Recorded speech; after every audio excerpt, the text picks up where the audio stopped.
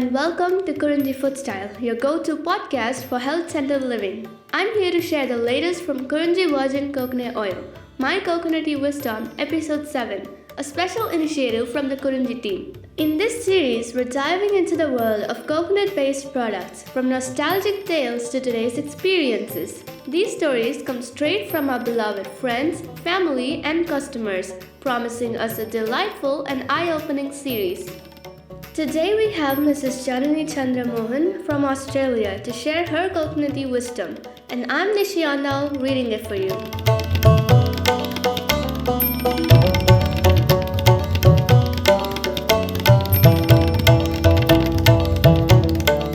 Hello everyone, I'm Janani, and I'm excited to be a part of this podcast, My Coconutty Wisdom. I'm from Madurai, India. I studied at LDC for my UG and at American College for my PG. After college, I spent 2 great years working in Bangalore. Then, I got married and moved to Australia, where I've been working in banking for 16 years. My husband runs his own business, and we have 2 wonderful kids, a son and a daughter. Sudarshana, the CEO and founder of Kurinzi FOODSTYLE, is my cousin, and we played, studied, and grew up together. This podcast feels like another one of our fun adventures. If we start talking about our family, we could keep making episodes for 10 to 15 years. There's so much to share. Our family is huge. My mom has 10 brothers and sisters, and my dad also has 10 brothers and sisters. If you count all of their kids and families, we could make up a whole little village. I have lots of cousins of all ages, and in my age group, there are about 8 of us, including Sudarshana, and we're all pretty close in age, just a couple years apart. This podcast feels like another chance for us to share stories and memories. Whenever there's a gathering or a celebration, we always gather in the same house. In Madurai, during festivals like Chitrai Tiruvilla, Pongal, and Diwali, we all gather under one roof and have the best time.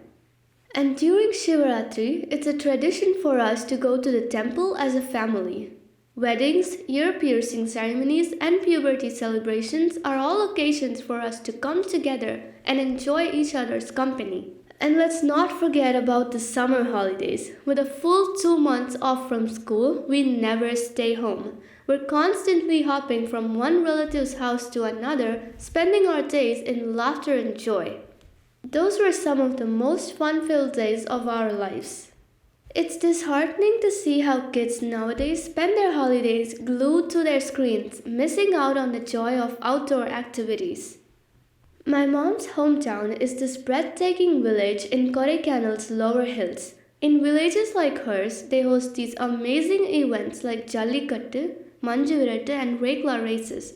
I've had the incredible opportunity to witness these events up close.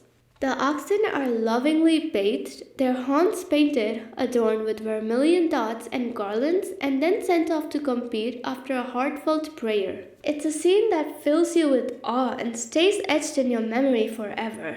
And having a first-hand experience of all that, it stayed in my memory too. My aunt's hometown is in Aramanur, near Alagarkovil, another village buzzing with lively games and events. I've been fortunate enough to witness these programs and have even joined in on the fun from time to time. When I think of the word village, what immediately springs to mind is the refreshing palm wine they gather straight from the trees early in the morning. Palm wine, palmyra fruit, and tender coconut water are just some of the fresh delicacies you can find there. Everywhere you look, coconut groves are stretching as far as the eye can see. You can also find mango groves in our area. During the season, mangoes dangle from the trees in tempting bunches, just waiting to be plucked and enjoyed fresh. And groundnut plants, they're practically everywhere, their bounty ready for the taking. We'd pluck them straight from the ground, give them a quick wash, and savor their deliciousness. Nowadays, there's this big buzz around organic food. Back then, organic lifestyle was natural. There was nothing special about it. That makes me feel proud. It was just our natural way of living. We grew up eating food straight from the earth without any chemicals or additives. It's something truly special and worth celebrating. In our villages, we exclusively rely on cold-pressed oils, whether it's coconut or groundnut. I have seen large expellers crafted from stone and wood. This pure coconut oil serves multiple purposes in our community. It's not only used for cooking but also for hair and body care. Its fragrance is simply divine, untouched by any artificial additives. Then, people gradually transitioned to using refined oils, step by step, unconsciously, without even realizing the change taking place. However, I'm thrilled to see that people are once again recognizing the significance of cold pressed oils. The increased demand for them brings me immense joy. Oil plays a crucial role in maintaining our body's health, so it's essential to prioritize hygiene and quality. As a child, one of my fondest memories was sneaking a handful of freshly grated coconut from my mom's kitchen and joyfully gobbling it up while running around. Similarly, visiting temples was always an enriching experience, especially when the priest would offer us coconut to chip and eat. These simple yet meaningful moments were not just about enjoying the taste, but also about cherishing the experience and the connections they brought with them. It's quite surprising that many kids today aren't familiar with what serete means. In Tamil, it refers to a coconut shell.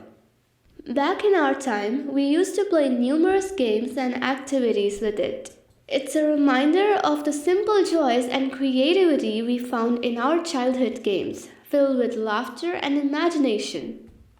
Back in the day, I used to play with all my cousins, and one of our favorite activities was building temples out of red bricks. Each of us would bring small pictures of idols from our homes and place them inside these makeshift temples. We'd gather ingredients like jaggery, coconut, puffed rice, and gram. Then comes the fun part. My cousin Vivek, who we affectionately call the priest, would mix all these offerings in a coconut shell. We'd offer it to the gods, say our prayers, and then indulge in the delicious mixture together. It was a simple yet joyful tradition that brought us closer as a family and filled our hearts and stomachs with warmth. Me, Sudha, and my other cousins had a delightful routine on our way home from school. We'd gather tiny bits of mangoes and guavas, sprinkle them with salt and chili powder, mix it all, and serve it in coconut shells, using them as makeshift bowls. Moving from the close-knit life of a joint family to Australia wasn't easy at first, but now, after 16 years, I've grown to love this country. Queensland, where I live, is amazing. It's so green and full of preserved rainforests and beautiful waterfalls. Queensland is also similar to my village. We love going on short trips with family and friends, just an hour or two away to explore the stunning scenery together.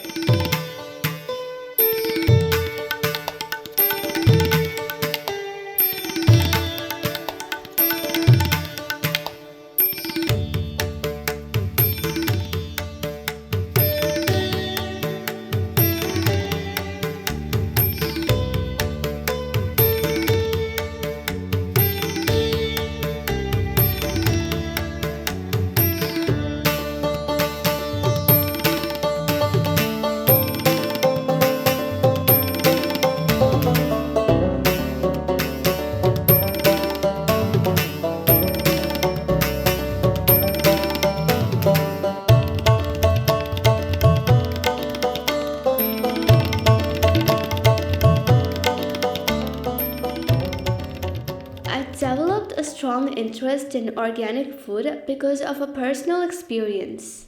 About 5 to 6 years ago, my son had difficulty focusing at school, which was a frequent concern raised by the teachers. So we decided to take him to a pediatrician to understand what might be causing his difficulties. What the pediatrician said was quite surprising to me. After 2 sessions with him, we learned that he didn't have any clinical problems and ADHD couldn't be confirmed. However, the pediatrician provided feedback based on his food habits. He used to consume a lot of fruits and candies and his sugar intake was high. The doctor explained that pesticides and sugar can contribute to hyperactivity in children, leading to a decrease in attention span and restlessness.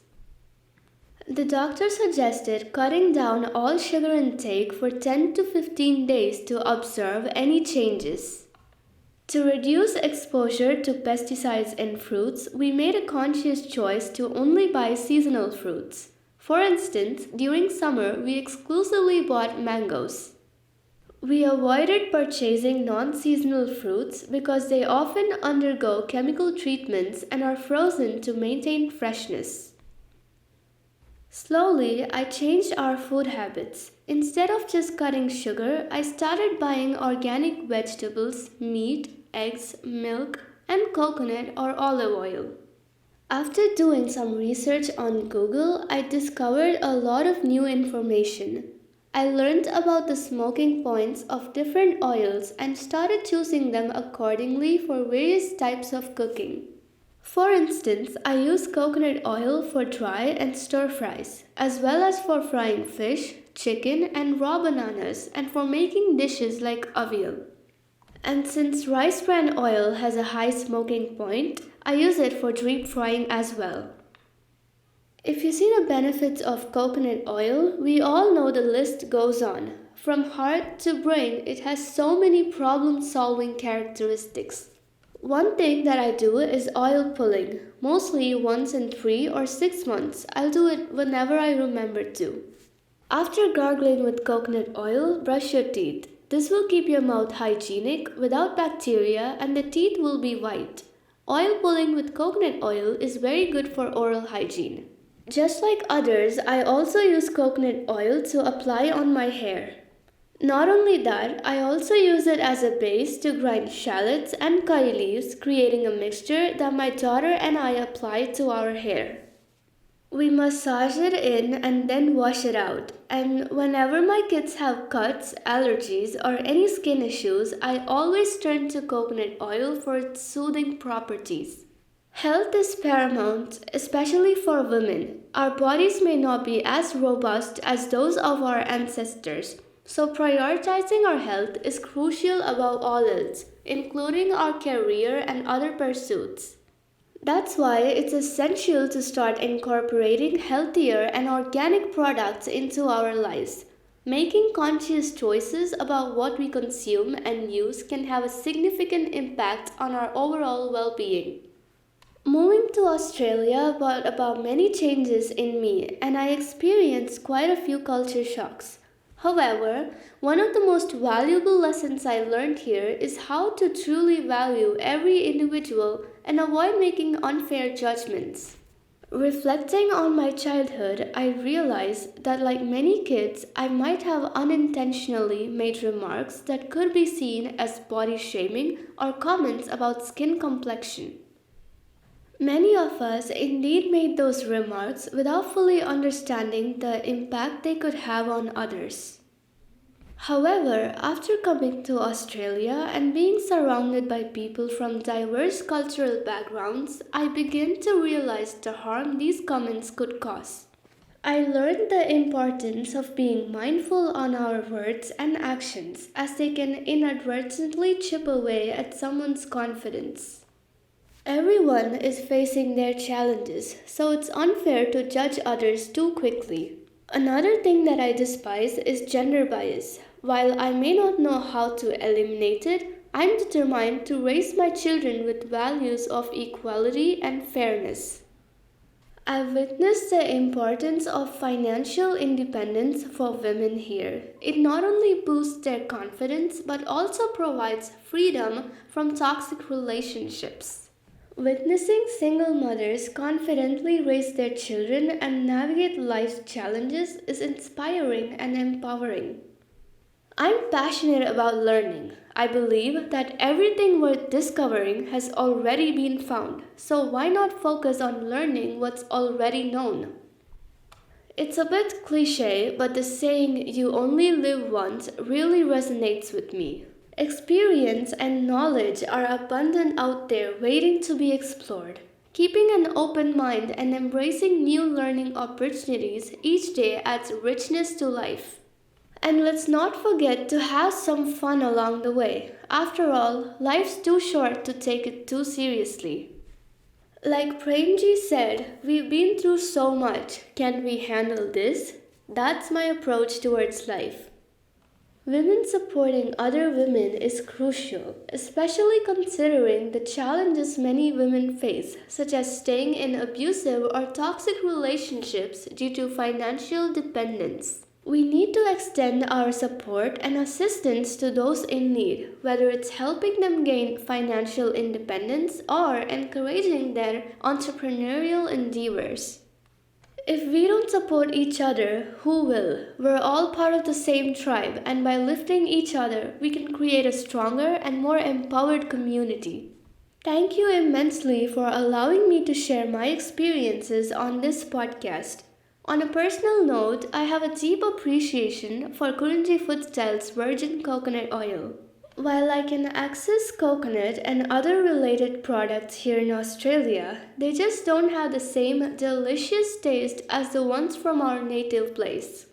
So thus, Kurinzi coconut oil brings back nostalgic memories and is a testament to our indigenous flavors.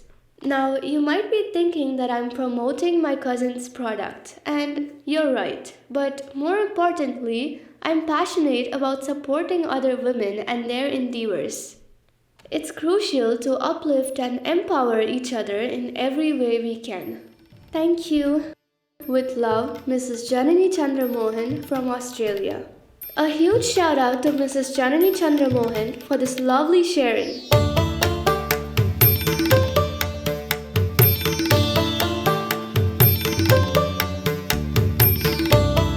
If you enjoyed this episode, drop your thoughts in the comments. Give us a thumbs up and share it with your friends. It could be incredibly helpful for them. And don't forget to bookmark it for later. Stay tuned for more exciting episodes by hitting that follow button. Feeling inspired to share your coconutty wisdom? Just say yes in the comments and we'll slide into your DMs.